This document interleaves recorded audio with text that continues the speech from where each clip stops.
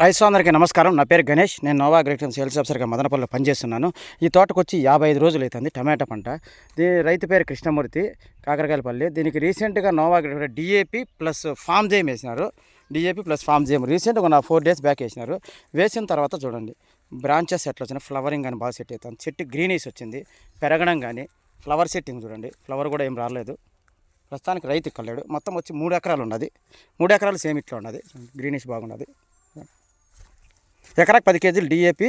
Form జేమ్ అనేది 2 లీటర్లు వేసినాడు. ఇక్కడ చూడండి డిఏపి 1846 నోవా అగ్రికల్చర్ డిఏపి. ఎకరాకు 10 kg డిఏపి వేసినాడు. ప్లస్ వచ్చి ఫామ్ జేమ్, నోవా అగ్రికల్చర్ ఫామ్ జేమ్ అంటే చెట్టు పెరగడానికి కానీ, గ్రీనిష్కి కానీ, ఫ్లవర్ డ్రాపింగ్ కానీ, ప్లస్ నీకు స్టెమ్ బాగా రావడానికి ఫామ్ జేమ్ అనేది చాలా ఉపయోగపడుతుంది. 2 లీటర్ల ఫామ్ జేము, 10 kg వచ్చి డిఏపి, డ్రిప్ డిఏపి. ఈ 2 కలిపేసినాడు. 2 కలిపేసిన తర్వాత తోట బాగా పెరగడం కానీ చూడండి, గ్రీనిష్, బ్రాంచెస్, ఫ్లవరింగ్ అంతా మొత్తం 3 ఎకరాలు ఈ విధంగానే ఉండదు. చూడండి, రైతులందరూ వాడుకోవాల్సిందిగా సిఫారసు చేయడం అనేది.